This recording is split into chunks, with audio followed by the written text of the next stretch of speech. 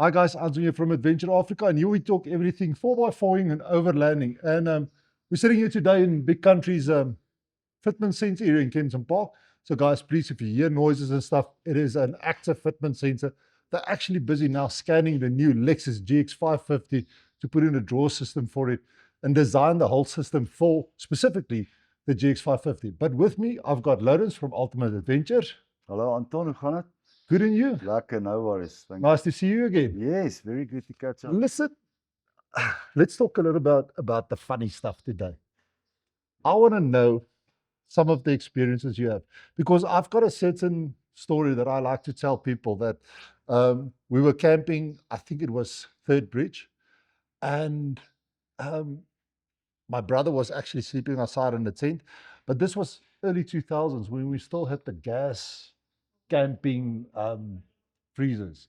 So it had one of those nice 3 kilogram gas bottles connected to it, standing next to the tent, all the meat and everything. And that night, my brother heard a noise and didn't know what it was. But also, it's wild camping in Botswana. You don't just get out of your tent to see what's going on if you start hearing noises. And the next morning, the fridge was gone. And all that was left was paw prints. And in the middle was this channel from where the gas bottle was dragged. And they found it about 200 meters into the veld. And it was a hyena that picked it up, literally picked up that fridge and just walked with it, broke it open, chewed it open, and all the meat was gone. And the insurance wasn't quite forthcoming or happy with the explanation my dad gave when he said, listen, a hyena stole my Stole your fridge. And they said, no, we need to change this. No one is going to believe this. You just have to say, an unknown person stole took the fridge. But yeah, those things happen. Anton, absolutely. Thinking back on some of the tours, personally, I've lost quite a few items with the open camps, which you learn quite quickly what to put away and so on. Starting off with garbage, a lot of the camps that's open, it's very advisable to leave your garbage out of the reach of animals. Just throw it on the roof rack or on the trailer top or whatever, because you don't want to attract the animals there again. You know, they especially the hyenas. They pick up that people come around and they leave stuff behind. You know, just being a bit absent-minded about it, but people need to note that you can't leave stuff around. Hyenas, yes, they like shoes, particularly shoes. We've lost flip-flop, we've lost fellies. We had a young bunch of students once, a family group, but quite a big number of the group was the children and the students, and they lost running shoes. So hyenas like the brands also, the Asics, the Nikes, all of that. Better chewing toys. They love to chew it, yes, especially your flip-flops. It picks up sweat and it gives off a scent that is just attractive to them. And also the fellies, because it's hide, so they would want to chew on that. Talking of your fridge that got stolen, we use with our cater tours, we use these heavy cast iron flat bottom pots, and it fits 4 into each other, into a bag. So the one night we left that under the trailer, thinking, okay, it's clean, everything is fine. It's heavy. It's extremely heavy. It must be at least 20, 30 kilograms. So I left it under the trailer, and when we heard again, we heard a dragging mark late at night, just before we went into the tents. Drag marks, and then when we came around with a torch, there's hyena running with that canvas bag with all 4 pots in his mouth like a frisbee. So he ran, we chased him down, and eventually dropped it, and then we can retrieve our stuff, you know, our cooking equipment. Also, gas bottles, cooking on the cooker, fat, you know, splatters around, and it gets onto stuff. So they would come and they would actually lick and bite. They chewed the knobs off my gas cooker once because there was a bit of fat, and you know, from the cooking on the cooker. So yeah, it definitely anything can disappear. And once you're in an open camp, particularly, yeah, you need to be aware of what you leave outside. Also, water. Being at Mapaya Tulwak camp once, it's about 3 years ago. Extremely dry. We were all around the campfire, having a good time, looking at the stars, all of that. And then the one gentleman went to get a refill for his wine, and he came running back. So what happened was his trailer leaked water from his tank, but he didn't know it. So when we parked, over time, since we arrived afternoon, there accumulated quite a bit of water under his trailer. And when he went back later that evening to go and fetch wine, as he stepped into his trailer, his caravan trailer, a leopard came leaping out underneath the trailer and gave him a massive fright. I will, Yeah. crap myself. So yeah, things like that happen. Yeah, especially open camps, but smaller camps, you do get game like jackal and mongooses that can come in and also, but it's not a major problem. But the open camps, yes. We were camping at Nosop the one day, and I think it's the white-tipped mongooses Mongoose, yes. that they got there. This thing ran up right towards us, and we were actually sitting, me and my mates, and we had the cooler box next to us, and we just brought the board, and this was now our snack, and we were just having snacks, and all of a sudden, this mongoose started, he's looking at this thing, and he darted for it, and I'm like, no, go away. Yeah. And he ran about 3-4 meters back, stand back, sit, and the next moment he got it, and he picked up a piece this big, and he's running with this piece sticking out on the sides of his mouth. Nice little. Straight to the fence. Now, unfortunately for him, the holes in the fence were smaller than the size of this this piece of wors. And yeah, we got our wors back. Obviously, we didn't eat it, but I think he was pretty disappointed because he couldn't have a proper escape with this piece of wors that he just stole. That's something that you also need to realize when you're busy braaiing. Particularly hyenas, they can take that hot meat straight from the grill. They're not fast with the heat. We had it in Monopools, our neighbor camping next to us. 2 seconds that he turned his back just to get spice or whatever in his car. We looked at it. We watched it the whole time. Hyena was around. The moment he turned his back, came, took all his meat, gone. Yeah, start all over again. Yeah, but you know what? That is the type of experience you tend to keep on talking about, but it is not safe. It's not something that you should go and look for. No. I mean, if you talk about Mabuha Subi with the lions there, people tend to put out water. Don't do that. Don't make them, I think the word is habituate. Yeah, associate. Yeah, associate humans with food and with water. food and water. Yeah, and because it is dangerous. Absolutely. A female lion is a big thing. It is a huge cat. I mean, that paw is this size. Yeah. So yes, it is the great experiences we want to talk about, but don't go set it up and look for it. Absolutely. If it happens, it happens. Don't instigate it. Sure, absolutely, I agree. But you guys are going to Monopools. No, sorry, you've got a trip to the Delta in September. September, yes. Now I know the Delta is very notorious for the water crossings and stuff like that. And again, from my side, my dad actually lost his Pajero in the Delta because of a water crossing. And the funny thing is, people say walk the river crossing. Now, I'm sorry, I'm not walking a river crossing in the Delta because there are crocodiles, there are hippos. There's a lot of things that can go pear-shaped when you start walking.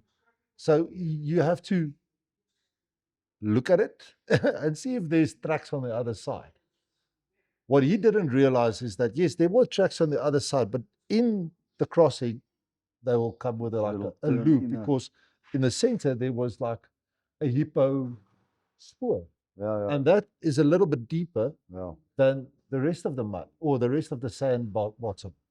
And as he went and he dropped into that hippo, water came over, sucked into his airbox, and vehicle was broken. But people don't always understand it. And again, it's a story we love to tell, but you shouldn't be looking for it.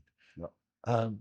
Funniest thing that have happened to you? We did we were on one of the Chobe Delta tours, which is in December's every year, and we were driving around Magotu campsite, and then you can do a river crossing at Mbudi. So one of the clients, against my will, insisted on seeing how deep the Mbudi River is, poking around the edge. And it's impossible to see, but you always look for the tracks, the entry and exit. It's no point just seeing entry tracks, because then you know someone never came out. Didn't came out on the, Yeah. on the other side. They had to be pulled back. So they were relatively fresh tracks. There are game viewers from the surrounding part of the area that uses those roads. But as we went through, took a little drive around and came back, the crocodile was swimming right exactly where the client had like his feet up to his knees in the water. So yes, always look for signs that people have crossed wet roads. Coming out on the other side, the vehicle takes a lot of water out with it. So you can always check the embankments if there's fresh evidence of people that's come through, but definitely not in areas like that. Very foolish to climb out and try and walk through the water. Now, people are always saying, no, you know what? I need a rooftop tent when I'm going camping in Botswana, Zimbabwe, and those places where there's a lot of elephants and you've got the predators. But you know what? A mate of mine was camping in the Tuli block the one year, and that night he was sleeping in his rooftop tent because he's safe now. And around about 1 o'clock, that whole tent started shaking so much he had to hold on not to be thrown out of it. And the silly thing that happened was the elephant had his bum against his canopy and he was scratching his ass and just throwing this whole. Yeah. So, yes. Scary scenario. Scary scenario. And you're in a rooftop tent where you think you would be safe. Yeah. But there's not really a difference, is there? No, in my experience, absolutely not, Anton. We have people on ground tents, rooftop tents. It's irrelevant for me. Elephants are not just going to walk over a ground tent. They know there's an object. They typically won't bother. Well, again, we were at Third Bridge the one time, and in the middle of the night, we hear this sound, hello, hello, and then you hear, now, typically, an elephant, as you said, they don't walk over tents, they don't walk over ropes. They, for some reason, they miss that like you wouldn't believe it. This night, he didn't. And this German was caught in one of those cheap macro tents, those nylon ones. The liking tents, Yes. And elephant's rear foot got stuck in one of those snags in a rope. And he's pulling this German in the tent behind him across Third Bridge. Yeah. Towards the... What an experience, yeah. But no, you do get close calls. We had also one night, one of the guys also up in the rooftop tent, dangerous to climb out at night, not being aware what's around you in the dark, taking a little wee bottle upstairs, and when he was doing his thing, looking out the window of the tent, and he was looking straight into the elephant's eye. So on the rooftop tent, yeah, your eye height with the big guys, but generally you'll be safe. I've seen them being so delicate, actually coming through campsites, that they avoid trampling on stuff and even damaging stuff. We in Savuti once we had an elephant. It was in during lunchtime coming through the camp, and he came with his trunk, and we were standing on this side of the cruiser. The elephant was just on the other side, but the canopy doors was open, so you could see right through. And just the curiosity he had, he just sort of used his trunk and just sort of touch everywhere. At some point, the webbing strap for the awning, he got a hold of that, but also I thought he was going to rip it off, but very gentle. No, just curious most of the time. So also with predators, I mean, we've heard stories of leopards climbing up I think it happened in Maboa a couple of years back. Yes, leopard climbing up the ladder, which is 1 in a million. I mean, and in fact, I think that leopard had some some issue. Yeah, or apparently he rabies was or very something. old and he was pretty hungry. And Yeah. then there was also the one that I think was in the northern of Namibia where the gentleman climbed Correct. out in the morning and Correct. the lion Important caught point. him. Yeah, coming out of your tent 2 in the morning, you're not fully awake. Coming down, you don't know what's going on, and unfortunately, he met his end, which is also it's a freak It's death. sad. Yeah, it's very sad. It's not a often Yeah, occurrence. absolutely. But listen, tell me quickly. In September, you guys are going to the Delta. Where are you going exactly? What is that trip all about? The Okavango Delta, we focus quite heavily on the Delta itself. So we normally start off in the Kwai community concession along the Kwai River, Mbudi River, and then we enter the Moremi Game Reserve, where we normally stay at camps like Northgate, Southgate, Takanaka, or Third Bridge. Bookings for that part of the world is very popular, especially in that time of the year, being at the end of the rainy season. So roads are generally and entry roads to the Delta are relatively dry. So very dusty, but no problems. The flooding only occurs with the Kavango River water arriving around June, July from Angola side. So the level in the Delta can actually lift. So that will limit the road network a little bit. But I mean, you drive what is drivable. We don't take chances and we don't take risks. There is recoveries. Our last tour in the Delta, we had to do a lot of recoveries. Because the Delta this year is higher than it's been in 6 years. So it just limits your driving network, but still it shouldn't be a put off for anyone to think, I'm not going to see a lot of the Delta, or I'm going to get stuck, or all of that. So And how many getting days, stuck, how many days is that trip for you? With that's you guys? about an 11-day tour. And cost wise for Cost-wise is around 18,000 per person, which includes all the park fees, the guide fees, VHF radio. We also offer Starlink to our clients for communication with their loved ones back home. And also, we partnered with Sat4Ring. So on our cross-border tours, we always have a satellite phone for emergencies. and it also includes meals. Absolutely, we do catered dinners. On all our tours, most of our tours, we do dinners, but only dinners, not breakfast and lunch.